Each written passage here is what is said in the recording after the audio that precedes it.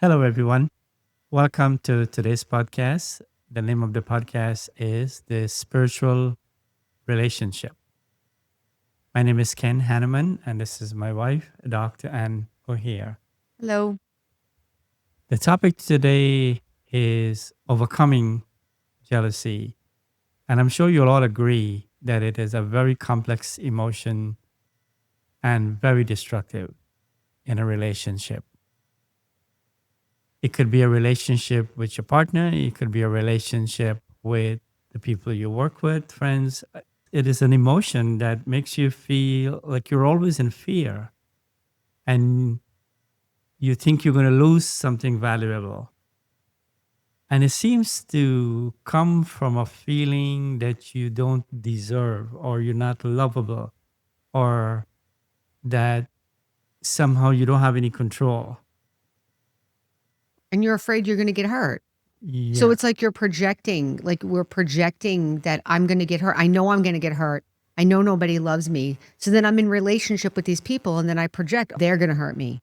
Yeah. They're going to leave me. Right. They don't love me. And your mind creates all these scenarios and these stories that this can possibly happen. They might be doing that now, or Or they're they're thinking this pretending, about or me. they're They're thinking thinking. that about me. Yes, and these stories that your mind is creating, it's they're never really true, or it doesn't allow you to see things as they are. It doesn't allow for you to build a proper relationship.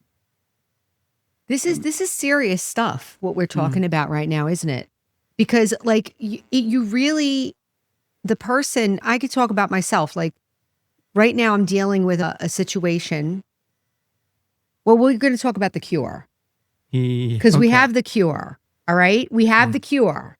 But let's share just for a second. We can share a little bit. I mean, we both have experience with this. Okay. My experience with it is usually at work or with some organization. And it's usually that I feel like I'm being held back. They're not giving me opportunities. And then when other people get opportunities or other people get this or that, then I feel jealous. Like I've shared on I don't think I've shared on this podcast, but I was up for a job one time years ago and I really, really, really thought I deserved it and I didn't get it. I was qualified too, and I was absolutely devastated. The jealousy was that I didn't feel comfortable around the person who got it. I didn't feel comfortable around my boss. So, what is it? Am I actually jealous of them or am I just feeling inadequate? Am I just feeling Mm. bad about myself? It's a very destructive feeling. And I like what you said about it keeps me from seeing what really is happening and it's keeping me from being in relationship with them. I'm Right. actually isolating myself, isn't it? Yeah, and the fear of being hurt or humiliated prevents you from trusting, Yeah. and you always seem to be on guard, or you don't want to be vulnerable. You don't want to, and you feel alone. You don't feel like you're connecting, and that's not the foundation you want to build a relationship on. Especially in a marriage. My experience is that for some, I don't know why, my mind will think that that you would that you will definitely. I don't really deserve your love or your trust. That it is possible that there will be somebody else that is better looking or with better qualities or whatever, something like that. So your mind is building these stories. So you never really invest yourself in this relationship. That's an important And point. It's like you're keeping yourself out of it almost. You're keeping yeah, yourself from committing. yeah. So then what happened? So I realized what my mind was doing was not true, was destructive. And most of all, I begin to realize my mind is the enemy, not the person. There was nothing in the person's behavior that tells me that That there's you were anything gonna to be get hurt or suspicious something. about. Yeah. Right. And there was a lot of assurance where you were telling me, I'll never ever do something like that, Mhm. and I know that to be true. But then the mind would still come up with stories, and then it's almost like a doorway opens, and then the mind starts to create these other scenarios and these Mm. other possibilities, and it's like, what's the relationship? Why is my mind so determined to deprive me of happiness? Mm. So the enemy is the mind in this case. And I decided I'm not gonna let that happen because it's not substantiated by anything in life, In in reality, reality. nothing's Mm, really happening. mhm. But you said a good word there. You said trust. And we were talking about it before we started recording, and I think we both agree that the cure for jealousy is trust. Um, That you have to decide that you're going to trust. It can be a tall order, but in this case, we're talking about one-on-one relationship, but it could also be with an organization. It could be with anything. My goodness. Jealousy could also be that you're angry, you're resentful, isn't it? Like you could be angry and resentful and feeling disconnected. You feel like they don't deserve what you have to offer. There's all different ways of contorting this jealousy feeling because the jealousy feeling is really the feeling that I'm not worthy. yeah, I'm not worthy of being happy. I'm not worthy of people caring about me. I'm not worthy of being an equal valued part of this yeah, scenario. As I'm saying it, I'm actually feeling a little emotional. Can you all feel like we talked about this for like a good 15 minutes before we started recording because I really felt like I wanted to get to the heart of what this is all about. It's all about feeling like I'm unlovable. yeah, I'm not worthy to be in this group or this relationship. And I believe that. And so you were saying that you made a decision that you were not going to believe that anymore yeah. and that you were going to trust the relationship. And you did.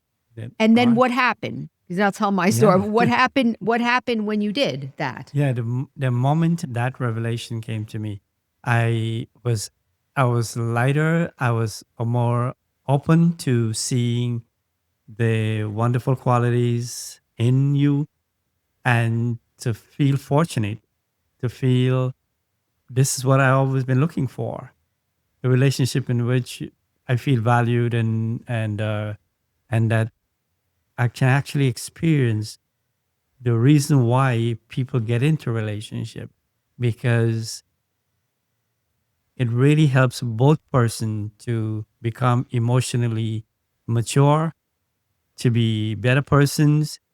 But you have to allow that. You have to have trust. You have to be able to surrender into that relationship. And then you get the best out of it. And when you feel safe inside, when you feel like you have higher self esteem and deep appreciation for who you are, then you become powerful. There's some power in you that you can now help others. You can make a difference with because when you come from a place of conviction that this is the only way that you're going to understand how relationship is a necessary thing. It's really important that you can get the best out of a relationship. What I mean is that when we have values or when we have qualities or so on, qualities like love or happiness, these things can only be fully experienced when you have trust and you feel a sense of belonging and uh, and you give your whole self into that relationship. What comes back is you believe in life. Mm. You're so happy to be alive Yeah. and that you feel so fortunate about everything. I just love what you just said that you believe in life. How wonderful. You believe Mm. in life because it's not just about a couple. It's not just about whatever. It's all relationships. All relation. It's all relationships. We can feel unworthy and whatever. All those feelings can happen anytime. In the last episode, we talked about overwhelm, which is about helplessness. In the episode before that, we talked about loneliness, which is about depression, like getting into a deep feeling, a sinking, terrible feeling inside. These are things that I'm going to say we all experience maybe on some level, but we don't have to keep experiencing it. There are ways to overcome it. You have to be ready.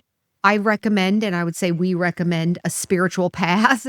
We recommend meditation. We recommend spiritual knowledge because all of that supports that healing and that getting stronger, like you just said. When you get strong enough, you're able to say no to that thing and say yes to trust. Yeah, you recognize who is the real Who enemy. is the real enemy? It's not them. It's this, what's going on in my head, and that I believe it. Yeah. I've been believing it. One day you won't believe it. And the day you don't believe it, then there's two things happen. I don't believe you anymore, and I trust. And I'm going to trust. So with me, with this situation, with the group that I'm talking about, I recently, a couple of days ago, had a similar experience where I've been feeling the pain off and on for a long time, but it came to a head a couple of days ago. And I had no reason to feel so hurt. Yeah. I had no reason. And this is how meditation and spiritual effort can help us.